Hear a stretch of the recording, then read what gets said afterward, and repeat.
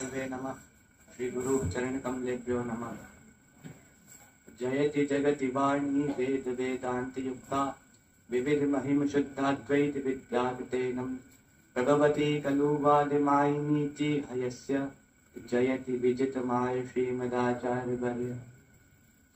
श्रीमदाचार्य चरणं शरणं सर्वदेहिनां अशेष दोष दहनं मस्तके राजितां मम। समपादाम्बुजं सूक्ष्मं कटिनग्न भुजद्वयं किरीटिनं लसद्वक्त्रं श्रीविठ्ठलेशम् अहं भजे। भावैरङ्कुरितं महिमृगदृशां मा कल्पमासिञ्चितं प्रेम्णा कन्दलितं मनोरथमयी शाखाशते सम्प्रतं लोल्यै पल्लवितं मुदा कुसुमितं प्रत्याक्षया पुष्पितं लीलाभिफलितं व्रजे व्रजवनि श्रृंगारकल्पद्रुमम्। पुरुष गोवर्धन नाथ की, पुरुष विठलेश राज की, श्री यमुने महारानी की, श्री गिरिराज धरण की, जगत गुरु श्रीमद वल्लभाधीश की, श्री गोसाई जी परम दयाल की, शिक्षा सागर शहराय महाप्रभु की, आज के आनंद की।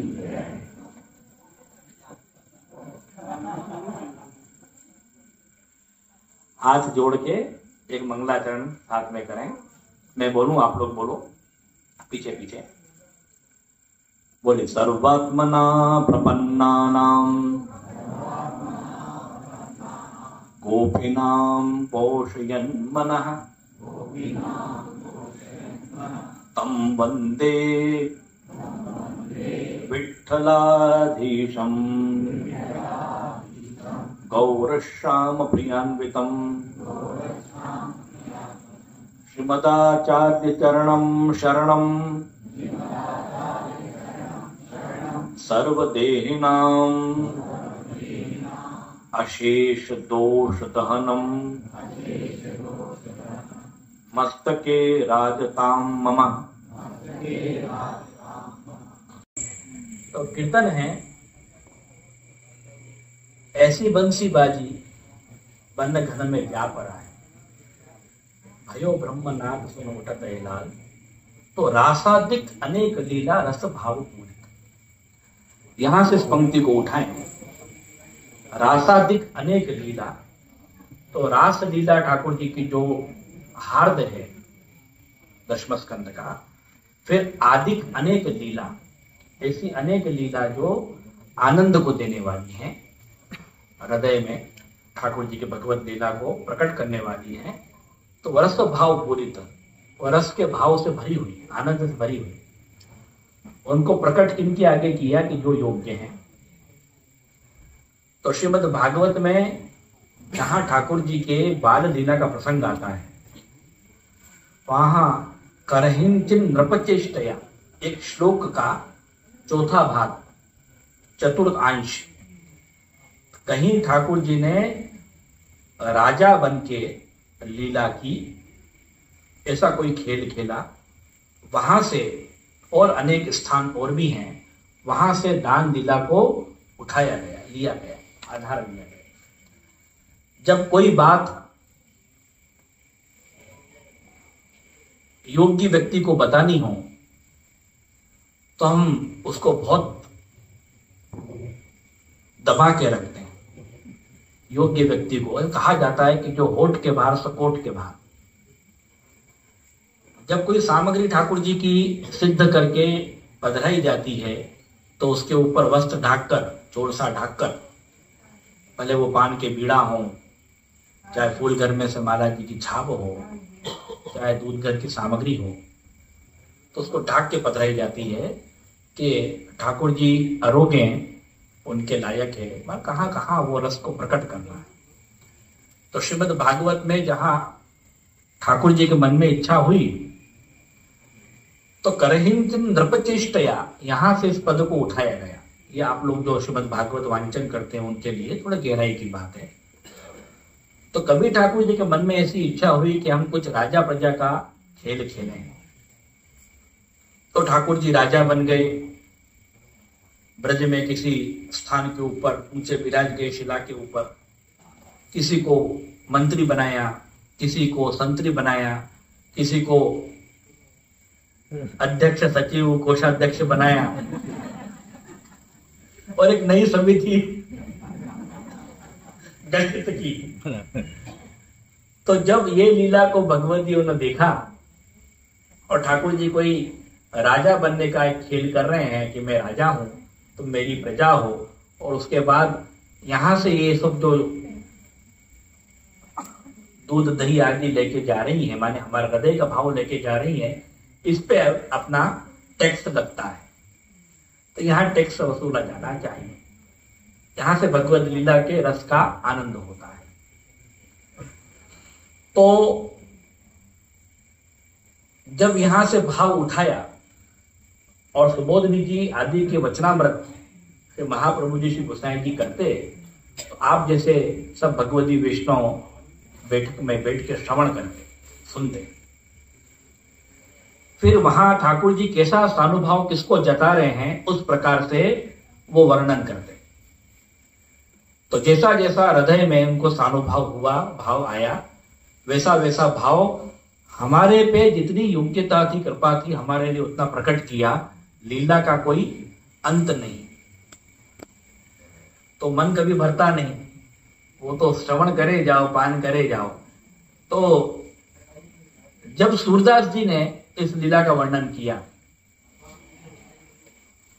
तो जितनी ग्वालिन है उनको गढ़ से उतारा, और श्री हरिराय चरण ने, महाप्रभु श्री हरिराय जी ने वर्णन किया तो उन्होंने गोवर्धन से श्री ठाकुर जी को उतारा। जब दान लीला आप गाते हो तो गढ़ से ग्वालिन उतरी और शीश बानी को मात, आड़ो कन्हैया वे रहो रोकी बात। दान लीला सबने गई। वैष्णव सृष्टि में प्रसिद्ध दान लीला सूरदास जी की है।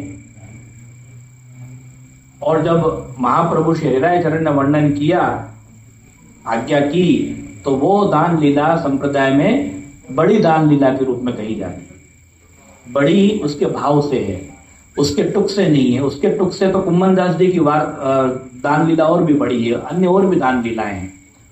लेकिन जहां जिसको जैसा सानुभाव हुआ उस रस का उन्होंने पान किया।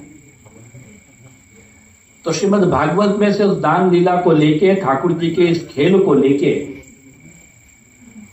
और गढ़ से ग्वालिन उतरी शीश मही को माठ, सूरदास जी ने दर्शन किए। पर जब जब चर्चा होती है, वचनामृत होते हैं, सत्संग होता है, भाव का आदान प्रदान होता है, तब महाप्रभु श्री हरिराय जी की वाणी से हटके तो और हम कहां जा सकते। शिक्षा सागर हैं, शिक्षा भी देते जाते हैं, लीला भी बताते जाते हैं, अनुसंधान भी कराते जाते हैं, और वो रस फैल न जाए इसलिए हमारे पात्र की योग्यता भी वो करते चले जाते हैं।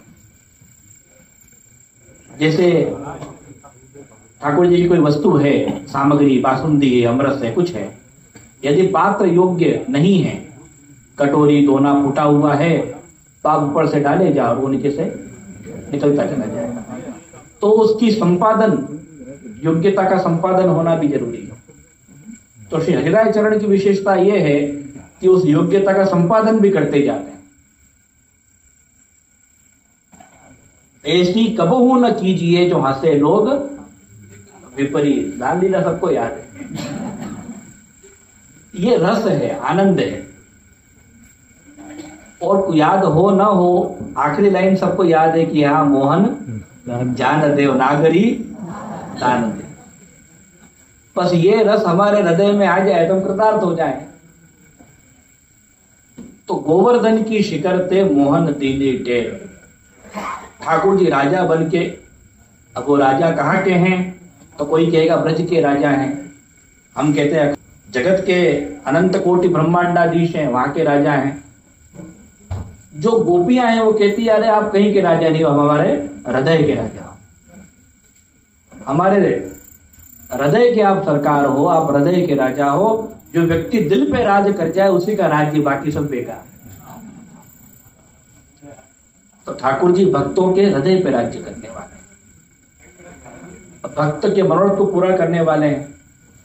जब लीला चलती है तो हर ब्रज की गोपी ये विचार रही है कि मेरे भाव का अंगीकार कब होगा, मेरे भाव का अंगीकार कब होगा। तो षट रस व्यंजन है, कोई भाव माखन जैसा है, कोई भाव दूध जैसा है, कोई भाव छाछ जैसा है। और उनके भाव को स्वीकार करने के लिए शास्त्र की भाषा में बात करें तो कोई का भाव राजस है, कोई का तामस है, कोई का सात्विक है, निर्गुण है, राजस राजस है, राजस तामस है, तामस राजस है। ऐसे अनेक भाव जो हृदय में धारण करके आ रही हैं। तो मन में तो यही विचार कर रही है कि कहाँ ठाकुर जी मिल जाए, हमको आनंद हो जाए। पर ये दिखा ये रही है कि हम आपसे बचा के ले जा रहे हैं। रूप में कहनी है, वहां तो सिद्धांत रूप में है, तो सिद्धांत रूप में तो बड़ा डाइजेस्ट करना दिक्कत होता है, रस रूप में बड़ा सरल होता है। तो जब सरेंडर हुए कि अहो गिरधारी दौड़ियो जो कहा न कहा तब मानत ग्वार, तब ठाकुर जी तो विचार ही कर रहे थे, भेजा ही था इसीलिए, बेचारे उद्धव जी को भी इसीलिए भेजा था। और अनेक प्रसंग आप देख लो, नारद जी को भी इसीलिए भेजा था। सारे प्रसंग आप देख लो, यही वाले हैं, समझाओ। उद्धव जी को भेजा, समझाओ। ये जो गोपियां, जो ब्रज के भक्त हैं, यशोदा जी वगैरह हो रहे हैं, उनसे कहो कि मैं परम ब्रह्म हूं, और परम ब्रह्म को तुम इस प्रकार से कैसे स्नेहात्मिका भक्ति से बच सकते हो। उद्धव जी उनको समझाने गए। उद्धव क्यारी के प्रसंग में आप लोग श्रवण करते हैं, वांचन करते हैं, भ्रमर गीत में आप लोग वांचन करते हैं। तो गोपियों ने कहा कि उद्धव मन न भय जो ब्रज तज अनत न जाऊं। श्री कल्याण राय जी आज्ञा कर रहे हैं, महाप्रभु श्री हरिराय चरण के पितृ चरण, तो हो ब्रज मांगन मुकुंद तात कर कमल धरो मम शीस। ऐसा मेरे को निर्भय प्रदान आशीर्वाद दो कि नागलोकपति ये सब मेरे रंग समान, कर न पसारो शीश न नाओ या ब्रज को अभिमान, ओ ब्रज मांगन हो। तो ढाडी लीला में श्री कल्याण राय की मांग रहे हैं कि नहीं, ठाकुर जी की सेवा और श्री गोसाई जी का आशीर्वाद, तो आशीष मेरे मस्तक के ऊपर विराजे, तो मुझे ये लीला ठाकुर जी की सेवा ब्रज की भूमि प्राप्त हो। इस प्रकार से श्री हरिराय चरण अपने पितृ चरण के आज्ञा का अनुसरण करके भी ये जो दिव्य लीला है, दिव्य लीला अन्यत्र कहीं नहीं हो रही है, कहीं और नहीं हो रही है।